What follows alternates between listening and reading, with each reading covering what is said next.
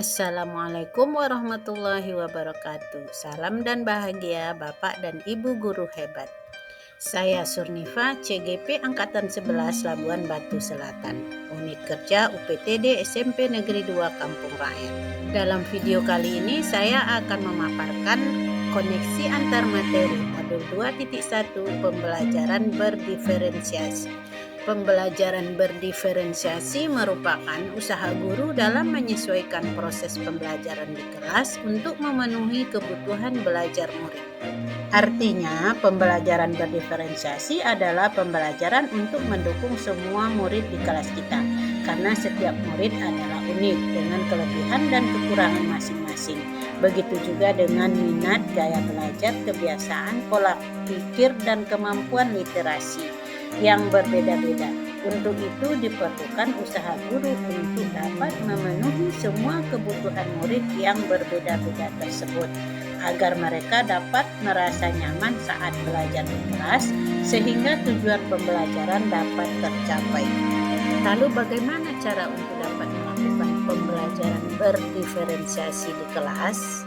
Agar dapat melakukan pembelajaran berdiferensiasi di kelas, maka guru harus yang pertama mengetahui dan memetakan kebutuhan belajar murid, kemudian memahami tujuan pembelajaran, menciptakan lingkungan belajar yang mengundang murid untuk belajar, penilaian yang berkelanjutan, dan manajemen kelas yang efektif.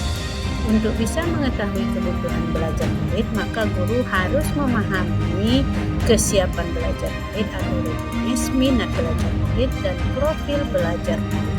Kesiapan belajar murid mengharuskan guru untuk menilai pengetahuan awal dan menentukan apa yang telah diketahui murid dan di mana murid berada pengetahuannya.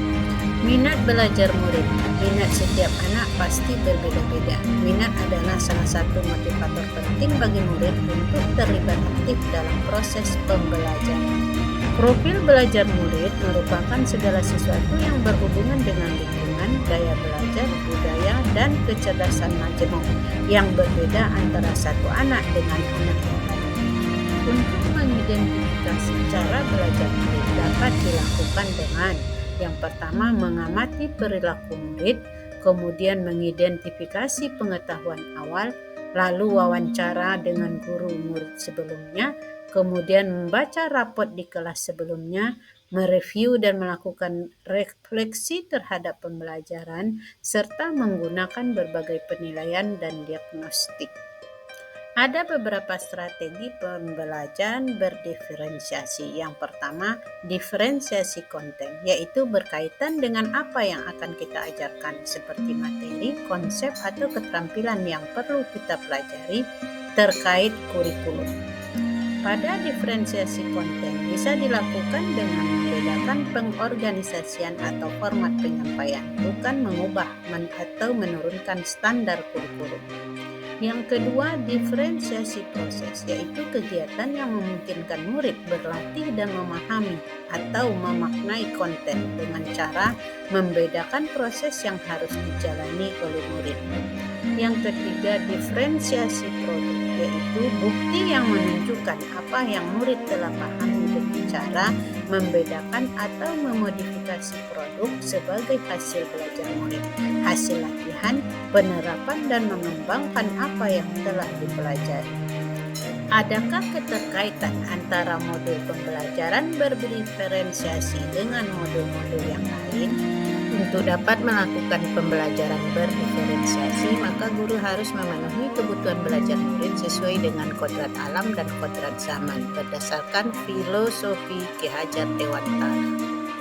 Dalam melakukan pembelajaran berdiferensiasi, seorang guru penggerak harus berpihak pada murid, reflektif, mandiri, kolaboratif, dan inovatif untuk menciptakan pembelajaran berdiferensiasi agar dapat memenuhi kebutuhan murid, sehingga guru dapat mewujudkan kepemimpinan murid untuk merdeka belajar sesuai peran dan nilai guru penggerak.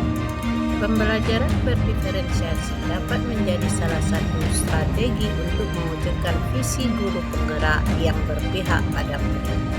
Dalam pelaksanaan pembelajaran berdiferensiasi antara guru dan murid harus ada kesepakatan kelas terlebih dahulu agar proses pembelajaran berjalan dengan baik sesuai dengan nilai-nilai budaya positif. Demikianlah pemaparan saya tentang pembelajaran berdiferensiasi modul 2.1. Semoga dapat bermanfaat. Terima kasih. Assalamualaikum warahmatullahi wabarakatuh.